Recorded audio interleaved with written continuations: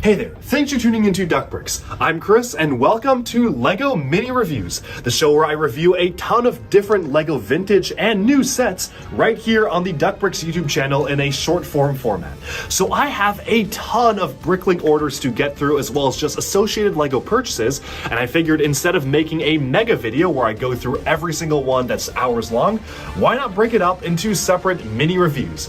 And so, in addition to our normal 3 videos a week schedule, be sure to stay tuned for a mini review dropping every single day where we do not normally have a standard video releasing. I hope you enjoy, and let's jump right into our first pick. We'll kick things off with one of the cheapest items on this list, as well as the only sealed item I got. The price was $10 after my discount. It came out at around $8 for this sealed item, which is a LEGO Racer set. Really surprised to see it priced so well, especially sealed. I mean, $8 for a sealed set from, what is this, 2002 is kind of a steal. So I had to pick this up. Love the interesting box art behind this. I don't typically collect LEGO boxes, but I will collect some of the older ones from time to time just to get representative samples across different eras of LEGO, so I'll probably be keeping this box. It has a pullback motor, a lot of specially printed parts, and on the back you can actually see a lot of rebuild inspiration. So this is if you want to rebuild it into different things.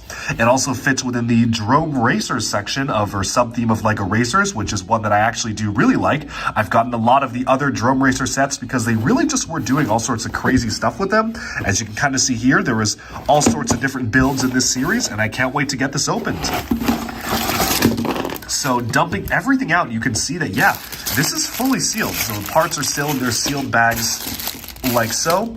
Obviously these came separately, but yes, that's exactly how it was packed, and it comes with a bit of an advertisement to join the LEGO Club. You have a very small pamphlet of some of the other sets that were out around this time. So you've got the classic Harry Potter and Star Wars over there, and of course the instruction manual as well. So I'm gonna get to building, but yeah, this is basically the first set. So I felt a little bad opening up those fully sealed bags just to make this, but hey, I'm buying LEGO to collect it, not to resell it, so of course I wanted to have this opened up to play with and add to my collection. Here is the LEGO race car right here. You can see it has the full-on pullback motor, so you can see that it really spins up once you pull it back. This is kind of the classic style of pullback motor they were including in a lot of these sets. One thing I like about the instructions is that they actually have a little comic here. What's really interesting is that the figure actually appears to be a standard human, so this is not a LEGO minifigure. This is just a dude. And that's actually really interesting because it shows like a skin color and whatnot, which you would not see from LEGO for quite a while actually. So that is what it was supposed to represent. You can see there's some rebuild inspirations here. Very rudimentary build for what it is, but it definitely has that classic LEGO charm to it. This would be definitely like a 4+ set today, especially with all the printed pieces and the very juniorized building style. But it definitely does feel like a fun little car to get for kids to play with, and I'm happy to add it to my collection. Alright, and with that, we have summed up this mini LEGO review.